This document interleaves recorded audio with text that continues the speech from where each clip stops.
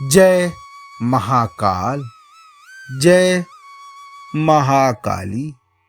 माँ कालिका पुराण अध्याय चंद्रमा को शाप का वर्णन, भाग 4।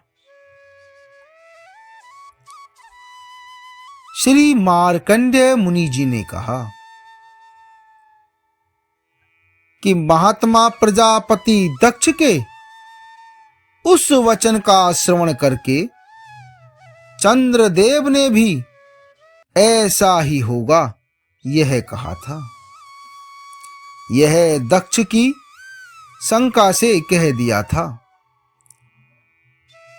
इसके अनंतर दक्ष प्रजापति ने अपनी पुत्रियों को तथा जामाता इंदु को अनुमंत्रित करके उस समय में वह मुनि कृत्य होकर अपने आश्रम को चले गए थे। प्रजापति दक्ष के चले जाने पर फिर चंद्रमा ने उस रोहिणी के पास प्राप्त होकर उसमें और उन शेष पत्नियों से पूर्व जैसा ही भाव ग्रहण किया था, क्योंकि रोहिणी में उसका अनुराग था। वहीं पर रोहिणी को प्राप्त करके अन्य किसी को भी वह नहीं देखता था। वह सर्वदा रोहिणी ही में निवास किया करता था। फिर वे सब कुपित हो गई थीं। वे सब अपने दुर्भाग्य के कारण उद्विग्न मन वाली होती हुई अपने पिता के समीप में जाकर उन्होंने कहा था कि हे पिता, सोमदेव हम लोगों में निवास न करते हैं और वे सदा ही रोहिणी का सेवन किया करते हैं। उसने अपने वाक्य को भी ग्रहण नहीं किया, अतएव आप हमारे रक्षक हो। उसी क्षण में मुनि उस उद्वेग और क्रोध से संयुक्त होकर उठ खड़े हुए थे और मन में विधु के समीप में जाकर क्या करना है इसका ध्यान करते जा रहे थे।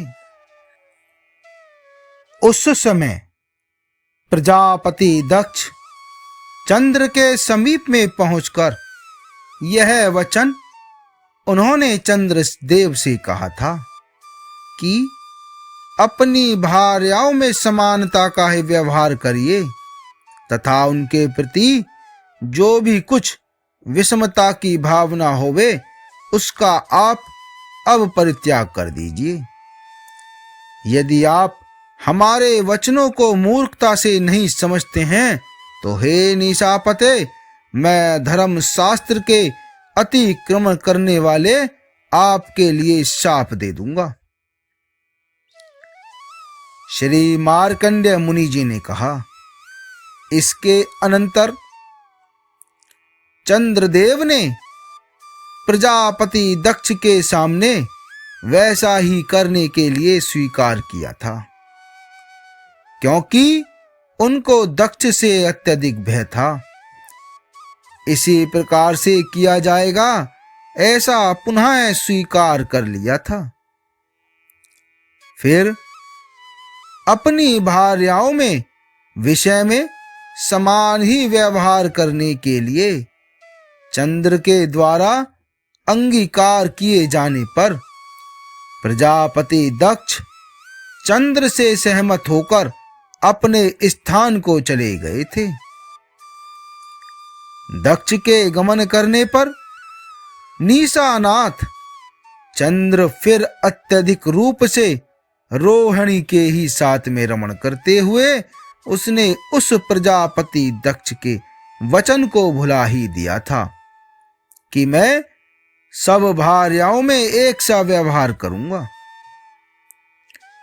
वे अश्वनी आदि सभी मनोरम उनकी सेवा करने वाली हुई थी, किंतु चंद्र ने उनका कभी सेवन नहीं किया था और वह केवल उन सब की अवज्ञा ही किया करता था। वे चंद्रदेव के द्वारा अवज्ञा संयुक्त होकर अपने पिता से यह बोली थी।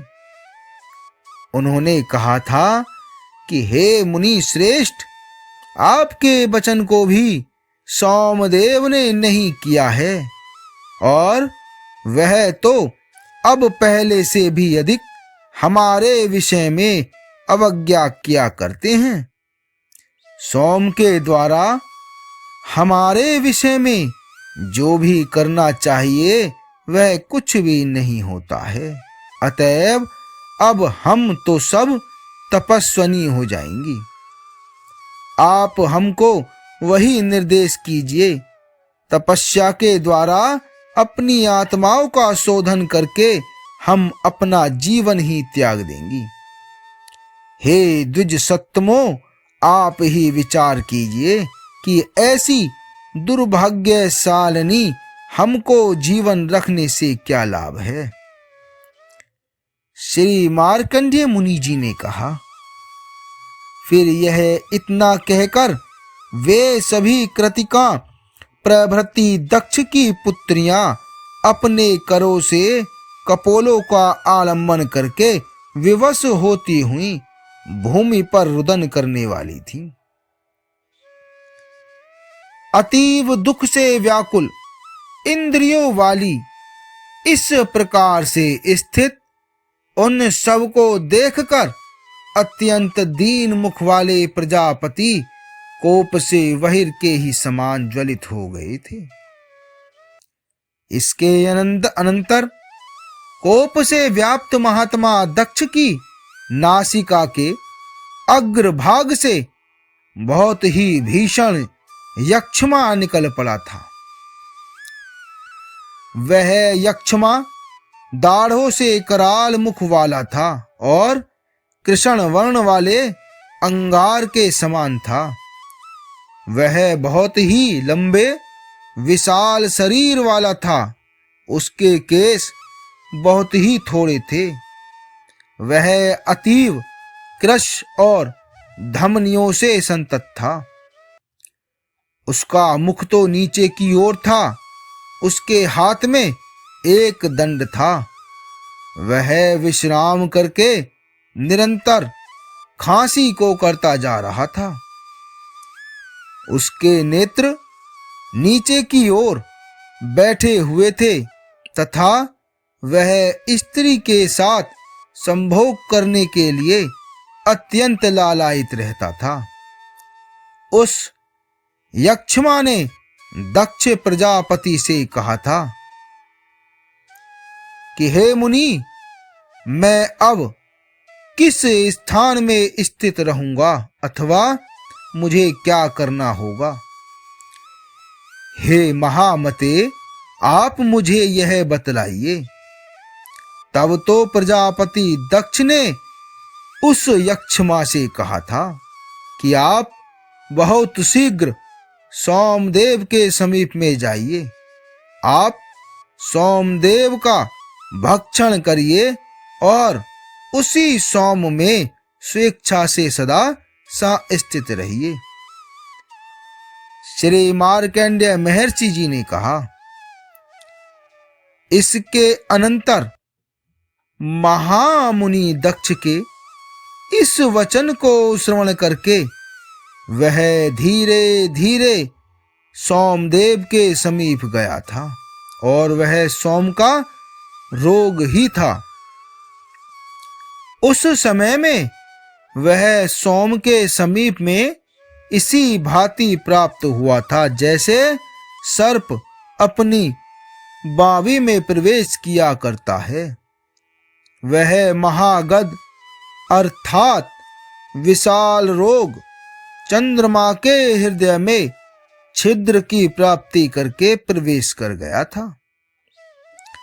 उस दारुण राज्य यक्षमा के उस सोम के हृदय में प्रविष्ट हो जाने पर चंद्रदेव मोहित हो गए, अर्थात उनको मोह हो गया था और वह बहुत बड़े विषम तंद्र को प्राप्त हो गए थे। क्योंकि यह रोग प्रथम उत्पन्न होकर उस राजा में लीन हो गया था। हे द्विज, इस कारण से उस रोग की लोक में राज्यक्षमा इस नाम से प्रसिद्धि हो गई थी। इसके अनंतर वह सोम, रोहिणी का पति, उस राज्यक्षमा नामक रोग के द्वारा अभिभूत हो गया था और वह प्रतिदिन ग्रीष्म ऋतु में क्षुप्र नदी की ही भांति क्षय रोग को प्राप्त होने लगा था। इसके अनंतर उस चंद्र के 6 माण हो जाने पर समस्त औषधियां क्षय को प्राप्त हो गई थी। उन औषधियों के क्षय को प्राप्त हो जाने पर यज्ञ नहीं प्रवृत्त होते थे। यज्ञ का अभाव हो जाने से देवों का सब अन्य भी क्षय को प्राप्त हो गया था।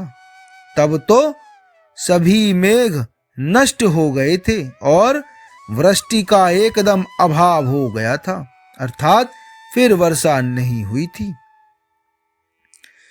जब वृष्टि का ही अभाव हो गया तो लोगों के व्यवहार क्षीण हो गए थे। हे द्विज सत्तमो, दुर्भिक्ष, अकाल और उसके कारण से होने वाले दुख से समस्त रोग हो गए थे। तब तो लोगों का दान देना और धर्म के कृत्य करना सभी कुछ लोक के लिए प्रवृत्त नहीं होता है। समस्त प्रजा सत्व से हीन हो गई थी और सब लोभ से उपहरत इंद्रियों वाले हो गए थे। वे सभी प्रजाएं कुकर्मों में रति रखने वाली हो गई थी तथा सभी सागर और ग्रह भी क्षुभित हो गए थे।